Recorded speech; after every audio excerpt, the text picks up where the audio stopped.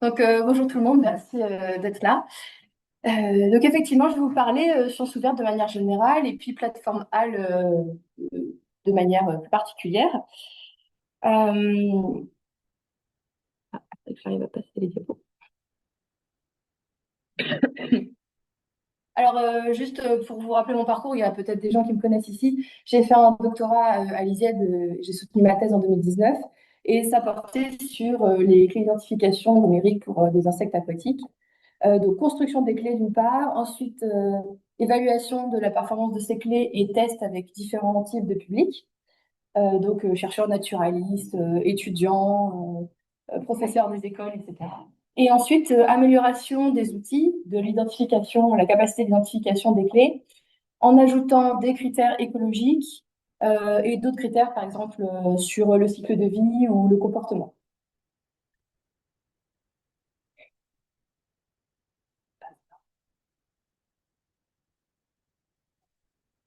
Ça passe. Bah, non, ça change pas de diapo sur le. Bon, en ligne, c'est bon. Ah, vous en ligne, c'est bon, bon, très bien.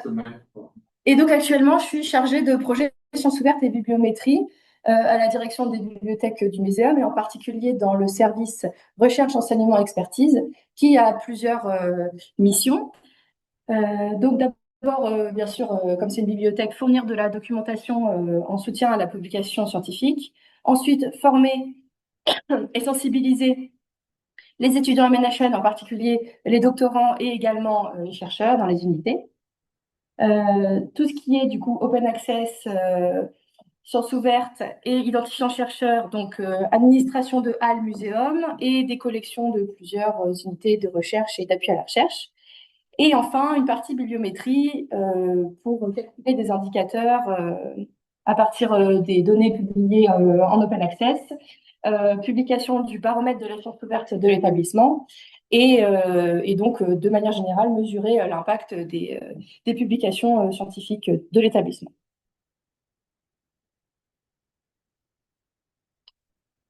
Euh, donc, dans ma présentation, je vais vous parler d'abord de la science ouverte, qu'est-ce que c'est, à quoi ça sert, ensuite de HAL en particulier, et puis en direct, je vous ferai une petite manip, une petite présentation de HAL. Alors, la science ouverte, déjà pour vous, c'est quoi? Le partage de données, oui. Autre chose?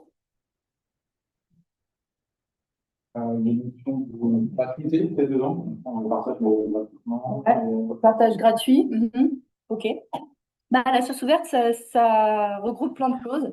La définition générale de l'UNESCO en 2021, c'est que c'est un ensemble de principes et de pratiques qui visent à rendre la recherche scientifique dans toutes les disciplines accessible à tous, au profit des scientifiques, mais aussi de la société dans son ensemble. Et donc, ça va bien au-delà de la diffusion en accès libre des publications. Donc, il y a l'ouverture des données de recherche, des ressources éducatives, des logiciels et des codes, mais également tout ce qui est partage avec les communautés, par exemple les chercheurs marginalisés, les communautés locales, les peuples autochtones. Évidemment, il y a des infrastructures qui sont spécifiques à la science ouverte. Et enfin, et ça, vous connaissez au muséum, tout ce qui est sciences citoyennes, sciences participatives, le bénévolat scientifique et les financements participatifs. Alors, quel est le but de la science ouverte? Ça ne change pas, quoi. Je sais pas pourquoi. Et tu vois.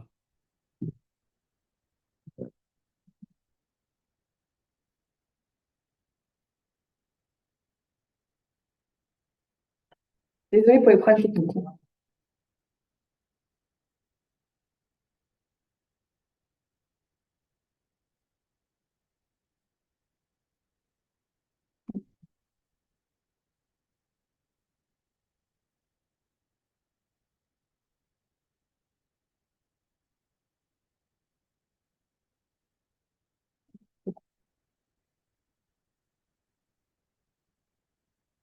Bon,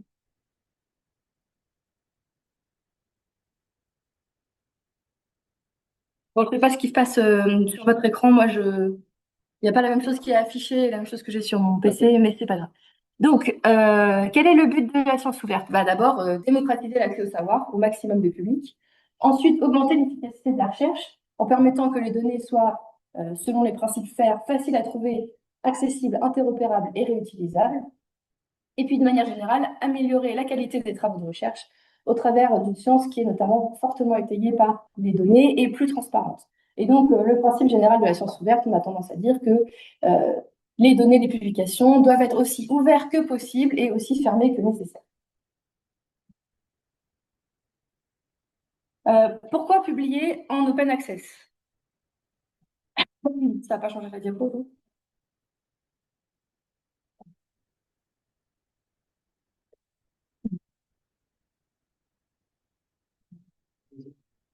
Ah ouais.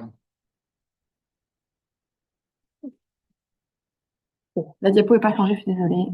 Tu peux commencer ton argument, heureusement, ça va marcher. Euh, Donc, pourquoi on publie, là, si on se concentre sur la publication en open access de manière générale, donc sur les publications scientifiques. D'abord, c'est pour donner accès à toutes et tous aux résultats de la recherche. Ensuite, augmenter la visibilité de ces publications. Être en conformité avec les politiques nationales, européennes et les politiques des établissements sur la science ouverte. Réduire les coûts de publication et d'abonnement aux revues scientifiques. Et du coup, ça c'est lié, ouvrir les résultats de la recherche aux pays et aux établissements dont les moyens financiers pour la recherche sont limités et qui donc n'ont pas accès à une grande partie des travaux, des résultats scientifiques. En ce qui concerne la visibilité des publications, il y a des études qui ont montré qu'il y a une corrélation très claire entre le taux de citation et le dépôt en archives ouvertes ou le libre accès. Donc, il y a un meilleur impact scientifique, même au niveau personnel pour les chercheurs. Il y a une publication de 2018 qui montre qu'il y a plus 18% de citations entre les articles qui sont en sciences ouvertes et ceux qui ne le sont pas, en open access et ceux qui ne le sont pas. Au niveau des législations et des recommandations, il y a le Plan national pour la science ouverte, PNSO. Le premier PNSO, c'était 2018-2021. En fait, comme on ne voit pas du tout. Ouais.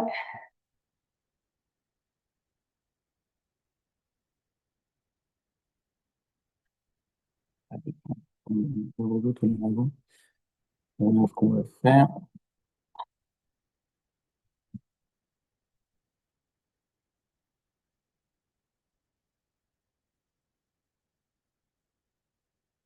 Et on a pu même le truc des. Voilà. On va arrêter. Voilà. Voilà. Puis au moins. Voilà. Voilà. Bon, au moins les personnes présentes aussi. Comme ça marche pas en ligne. Ouais. Okay. Bon. Oups. Donc, le premier PNSO, c'était 2018-2021, et ça a permis la mise en place d'une politique cohérente et dynamique dans le domaine de la science ouverte. Et puis, le taux de publication française en accès ouvert est passé de 41 à 56% en 12 ans. Et actuellement, en fait, on est toujours dans le PNSO 2021-2024 qui s'intéresse à 4 axes. D'une part, généraliser l'accès ouvert aux publications, structurer, partager, ouvrir les données de la recherche. Même chose pour les codes sources produits par la recherche. Et également transformer les pratiques pour que la science ouverte, ce soit le principe par défaut. Ça va avec la loi de programmation de la recherche qui date de 2020. Et l'objectif, c'est 100% de publication en accès ouvert en 2030 au niveau national.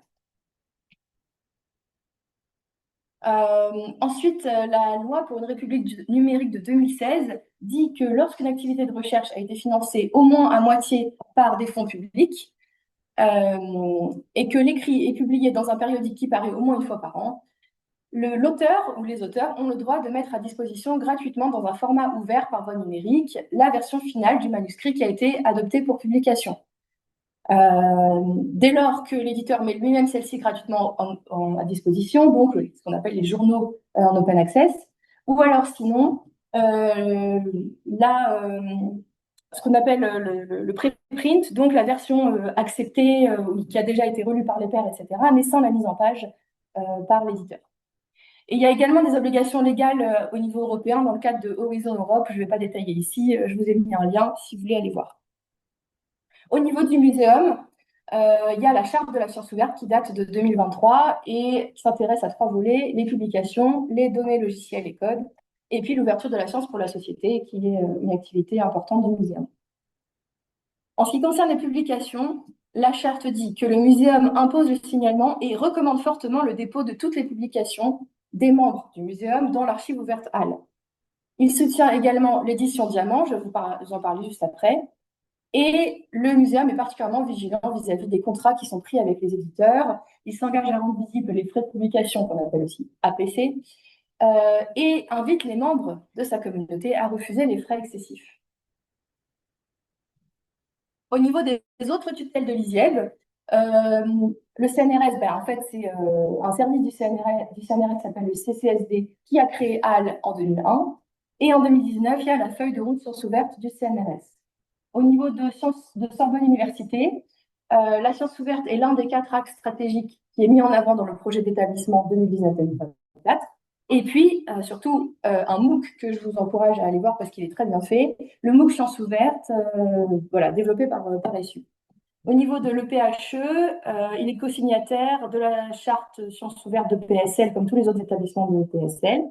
Et l'Université des Antilles a rendu obligatoire en 2017 le signalement sur HAL de toutes les publications de l'établissement. Et en 2024, ils ont mis en place un système d'information Université des Antilles Recherche qui est interopérable avec HAL et qui permet un moissonnage automatique depuis les publications déposées sur HAL. Alors, comment on diffuse en open access? Il y a 3 voies principales. La première, c'est celle que vous connaissez le mieux parce que qui est la plus ancienne, c'est la voie dorée. Donc, les revues éditrices rendent leurs articles directement et immédiatement accessibles au public, mais moyennant des frais de publication qui sont payés par les auteurs ou par les établissements. Des exemples de journaux comme ça en voie dorée, il y a PLOS ONE et Purjay. Ensuite, la voie diamant, qu'on appelle aussi la voie platine, rend les publications gratuites, autant pour l'auteur que pour le lecteur. Ça, c'est des éditeurs très particuliers, mais il y en a plusieurs, par exemple au muséum. Donc là, je vous en ai mis 4. Et on peut aussi citer Sciences, eau et territoire de l'INRAE ou les comptes rendus de l'Académie des sciences. Et enfin, la voie verte, ça, c'est le libre accès par auto-archivage. Donc, les auteurs déposent eux-mêmes une copie de leur article ou de leur rapport ou de leurs travaux sur une archive ouverte. Parmi les archives ouvertes, il y a Archive, que vous devez connaître, le PubMed central, et puis HAL, dont je vais vous parler plus en détail. Alors, HAL, voici les liens d'accès. Il y a le portail national hal.science et puis le portail HAL du muséum, mnhn.hal.science.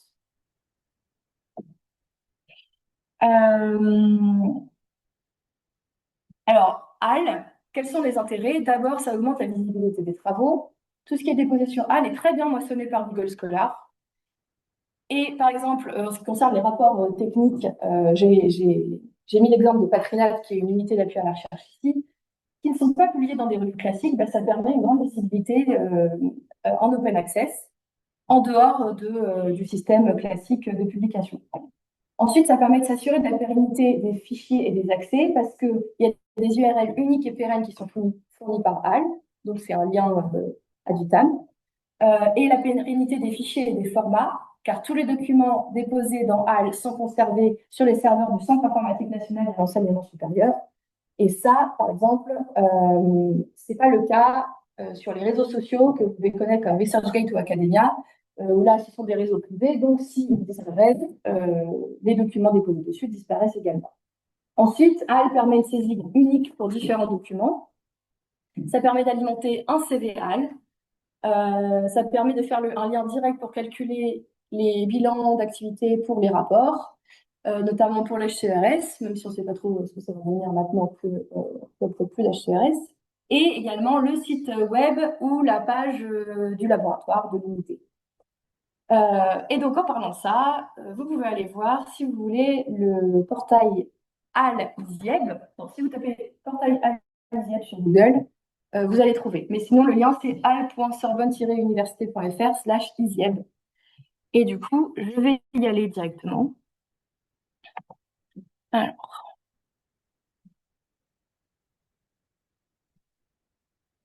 là, on voit plus mon écran.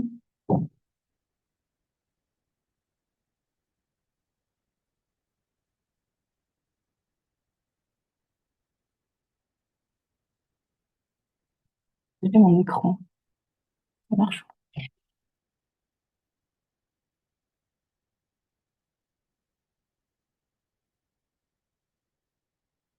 Est-ce que vous voyez en ligne, non, vous voyez pas. Et ici non plus. Donc super. Si, on voit. En ligne? Oui, oui. Ok, bon, mais pas ici. En fait, tout marche en ligne. Ah bon? J'en ai marre, ça marche. D'accord, ok. Là, on voit le portail qu'on voit pas là. Ok, bon. Très bien. Donc ici, ici, il y a le portail, je vous montre le portail IEB, donc avec la jolie bannière qui a été proposée par l'unité. Et donc, dans consultation, on peut consulter par auteur, par année, ou voir toutes les références. Ici, bon, bah, il y a le lien du réseau social de Blue Sky pour les actualités de l'IEB. On voit qu'il y a plus de 2000 documents avec un texte intégral et 2300 et quelques notices bibliographiques, c'est-à-dire il y a les métadonnées sans le texte intégral. Et l'ISIEB a 61% de ses publications en open access, ce qui est plutôt bien. Alors ensuite, je vais aller dans HAL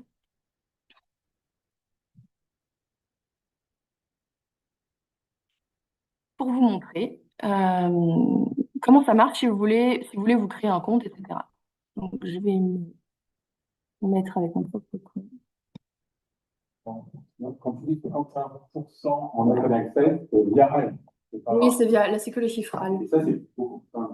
Oui, c'est pas mal. Ah ouais, Oui. En moyen, on a mis une publication. Chaque collègue a mis une publication sur 2 ans.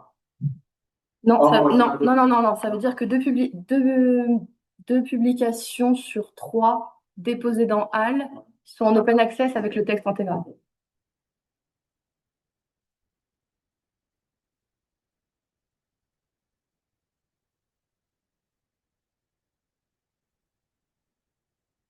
Et là, vous voyez toujours ce que je fais.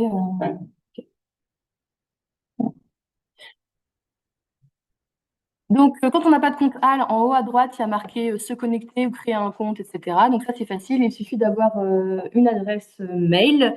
Nous, à l'équipe HAL, on conseille de mettre plutôt une adresse personnelle, ou en tout cas quelque chose qui est vraiment pérenne sur le long terme. Parce que quand on change, aujourd'hui, les chercheurs ont tendance à changer d'équipe ou d'établissement et du coup, d'adresse mail. Donc, c'est bien de garder plutôt la même. Et ensuite, on peut aller dans son tableau de bord. Voilà. Bon, ça, c'est vraiment le mien perso. Mais donc là, vous pouvez voir qu'il y a 5 textes intégraux. Mes dépôts ont été consultés 109 fois, été téléchargés 64 fois. Voilà. Ensuite, dans mon profil, il y a du coup mes informations générales, un email. Et alors, c'est ça que je voulais vous montrer à droite, ça c'est important. Mes identifiants, il y a l'idéal. Et ça fait partie des identifiants chercheurs, tout comme l'identifiant ORCID ou IDREF, qui permet de s'assurer que c'est bien de moi qu'il s'agit, y compris si j'ai des homonymes en fait. Et en ce qui concerne le référencement dans HAL et le nettoyage des référentiels, etc., c'est super important d'avoir un idéal parce que ça permet vraiment de regrouper tous les travaux, toutes les publications sous un même compte avec cet idéal et donc de s'assurer que c'est bien bon. Là, vous voyez, j'ai mis mon numéro ORCID pour associer. Et ça, c'est mon adresse personnelle que j'ai laissée parce qu'elle est plus pérenne. Et en bas, j'ai quand même rajouté une adresse, mon adresse MNHN. Vous pouvez en mettre d'autres, voilà, si vous avez plusieurs établissements. J'ai mis le lien vers mon profil Google Scholar, mon numéro IDREF et puis des liens des réseaux sociaux, voilà, LinkedIn, ResearchGate. J'ai mis mes affiliations actuelles. euh, donc ça, je vais vous en reparler. Ça, c'est pas du tout obligatoire. Voilà. Ce qui est vraiment important, c'est ici mon idéal. Si vous avez un compte HAL, je vous encourage très très très fort, ne serait-ce que pour faciliter le travail de nos équipes, de vous créer un idéal. Alors, écrivez pas n'importe quoi, hein, prénom, nom, c'est très bien parce que sinon tout le monde voit votre idéal. Donc, il faut que ça reste un petit peu sérieux. Voilà. Et là, donc il y a les autres identifiants chercheurs. Mes formes, ça, c'est que vous pouvez mettre plusieurs formes de votre nom. Vous savez que quand vous mettez une publi, surtout si vous rentrez le DOI et que du coup, HAL prend les métadonnées de façon automatique, parfois, il n'y a que la première lettre pour le prénom. Ou alors, automatiquement, il va lire le prénom à la place du nom de famille et inversement. Donc là, je lui dis que M.Delaunay, M. Delaunay et Delaunay Mathilde avec donc prénom Delaunay, nom Mathilde, ça marchait aussi, mais que ma forme préférée, c'était prénom Mathilde, nom Delaunay. Voilà, et ici, il y a il y a la liste de mes publications que je peux voir, enfin qui sont sur HAL, que je peux voir en direct. Et donc, vous voyez ici, par exemple, que là, il y a un document associé. Donc, c'est ce qu'on appelle le texte intégral. Alors que pour cette communication dans un congrès, alors que pour celle-ci, il n'y en a pas. Voilà. Mais donc, c'est possible de faire une notice, de donner toutes les informations d'un travail sans mettre le texte intégral, même si, bien sûr, on vous encourage fortement à le faire. Ne serait-ce que même un document de travail ou un préprint. Voilà, idéalement, un post-print sans la mise en page de l'éditeur si vous l'avez. Ici, dans mon CV, je me suis créé du coup un CV HAL que je peux consulter ici.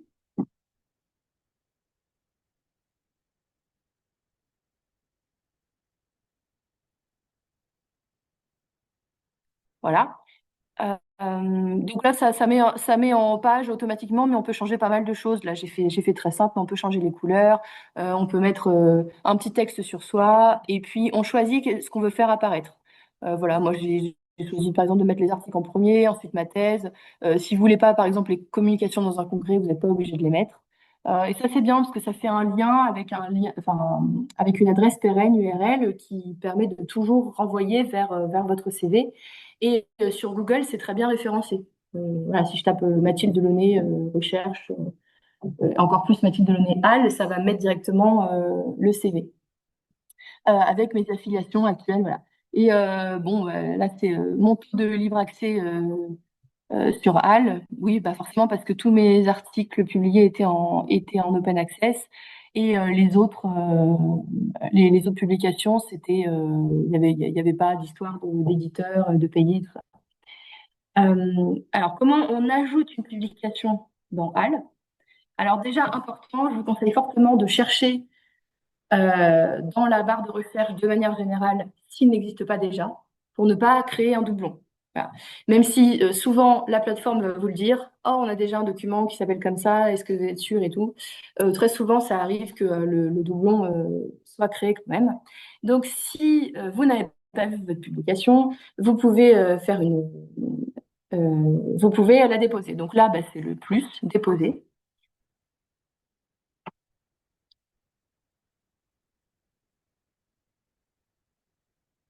Et donc là, d'abord, HAL va demander quel est le type de document. Donc, vous voyez, il y en a beaucoup des différents. Donc, article dans une revue, ça c'est le plus classique, communication, poster, etc. Ça peut être des rapports. Donc, par exemple, je parlais de Patrinat, les rapports techniques, ça va là-dedans. Brevet, thèse et HDR. Mais on peut mettre aussi, par exemple, un cours, une image, une vidéo, un son, une carte. Euh, voilà. Et une fois que vous avez cliqué sur le type de document, là, je le fais juste pour vous montrer. Et ben là, vous pouvez glisser le fichier, alors idéalement en format PDF. Et s'il y a un DOI, vous rentrez ici le DOI et ça va récupérer une partie des métadonnées, mais je vous conseille fortement de vérifier ensuite tout ce qui se passe. Voilà. Euh, et puis bon, là, je ne vais pas rentrer dans le détail parce que c'est pas une formation tutoriel HAL, mais petit point de vigilance sur les affiliations des auteurs. Je vais vous montrer par exemple sur cette notice-là. Donc, quand vous ouvrez une notice d'une publication, euh, ah, il m'a déconnecté, je me reconnais.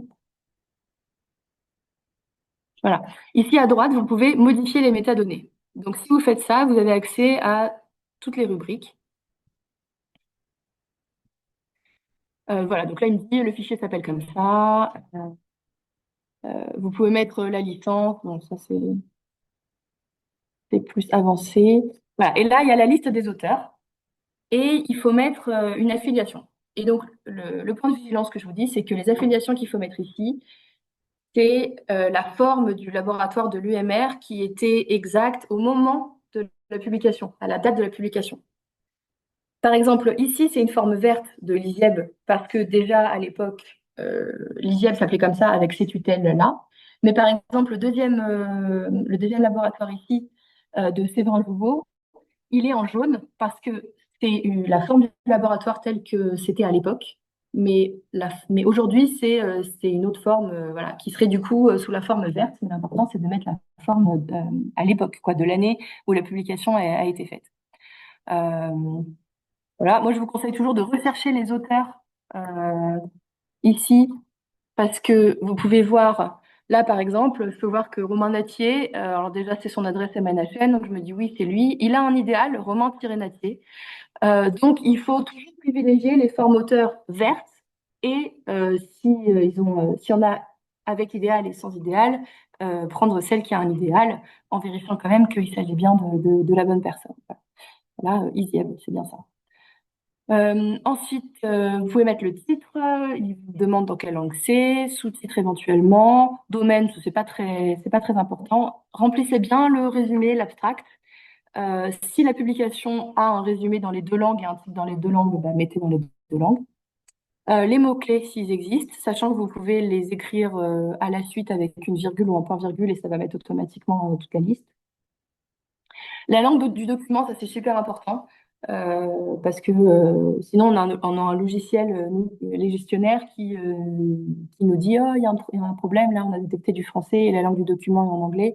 Elle va mettre par défaut en anglais. La licence, ça je vous en parlerai après, mais bon pour l'open access, c'est très souvent juste CC BY. Le nom de la revue, date de publication, volume, numéro. Ah, pardon. Ah, DOI, voilà. Et après, on peut mettre d'autres choses. Là, il y a un code prod INRA, PubMed, Web of Science. On peut préciser si c'était dans un projet ANR. Voilà. Bon, ça, la seule chose qui est obligatoire, c'est de mettre tous les auteurs dans le bon ordre et d'affilier au moins un auteur. Mais on vous demande si c'est possible d'affilier tous les auteurs comme ça, c'est déjà fait. Voilà.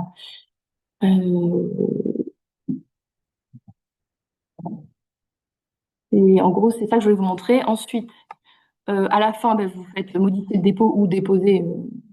Voilà. Et là, si vous avez mis un texte intégral, donc un PDF, voilà, il va y avoir quelques jours où le dépôt sera marqué en modération, le temps que le CCSD, donc le service du CNRS, fasse la modération et valide ou non votre dépôt, vérifie en gros que vous avez le droit de le déposer. Je finis ma présentation.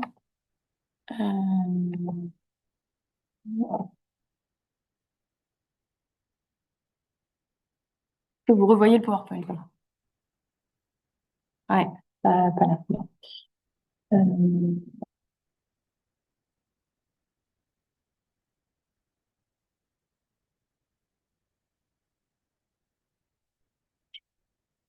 Pas grand-chose, ouais. Alors, qu'est-ce que je peux déposer dans HAL? Donc, comme je vous ai dit, les documents de travail et les préprints, pré-publication. Donc ça, c'est propriété de l'auteur, c'est encore sans relecture par les pairs. Les post-prints, donc la version finale du manuscrit qui a été relue par les pairs, il y a eu les corrections, mais sans mise en forme éditeur. Voilà, au niveau des propriétés, souvent c'est propriété de l'auteur, mais ça dépend du contrat fourni. Et la version éditeur, donc avec la mise en page, etc., seulement, vous vous en doutez bien, si c'est en full open access, soit que toute la revue est de manière générale en open access, soit si vous avez payé ou l'établissement a payé pour que ce soit en full open access. On peut mettre aussi du coup des présentations de congrès, donc PowerPoint ou PDF qui ont été montrés dans une communication orale, posters, les actes de congrès une fois qu'ils sont sortis, les ouvrages, chapitres d'ouvrages. On peut mettre plusieurs documents parfois dans une même notice. Donc, par exemple, s'il y a des annexes ou des documents explicatifs, une notice, des fois ça arrive, des publications, je ne sais pas, de l'INPN ou de l'OFB. Mémoire de thèse et HDR, comme je vous disais, bien que les mémoires, notamment pour les thèses, souvent sont déjà mis par service de gestion de thèse en amont, mais vérifiez avant de vouloir déposer votre thèse. les rapports techniques scientifiques, les cours, images, vidéos, sons, cartes. Mais qu'est-ce que je ne peux pas déposer sur HAL? Du coup, la version éditeur d'un article, si c'est hors open access ou qu'on n'a pas eu d'autorisation spéciale ou que c'est pas marqué dans le contrat. Les mémoires de licence ou master, ça c'est sur des plateformes à part. Si vous essayez de mettre un mémoire de master, le CCSD ne validera pas. Les jeux de données et les bases de données, ça se met dans un entrepôt de données. Par exemple, Indoors, qui est développé par l'UAR, donc anciennement Babies, qui s'appelle Données maintenant, au muséum. Et je crois d'ailleurs qu'ils font une présentation, une formation jeudi sur la mise en ligne des données de la recherche sur les entrepôts. Et la plupart des codes et logiciels, il y a des plateformes de dépôt dédiées. Cependant, il y a certaines choses qui peuvent être mises sur HAL. Moi, je ne suis pas spécialiste de ça. Après, il y a une documentation HAL qui explique bien. Pour vérifier vos droits, il y a un site qui s'appelle Open Policy Finder, qui était anciennement appelé Sherpa Romeo. Et ça permet de savoir, selon la revue dans laquelle on veut publier, est-ce qu'il y a un embargo et puis quels sont les termes du contrat, etc. en fonction de ce qu'on a payé.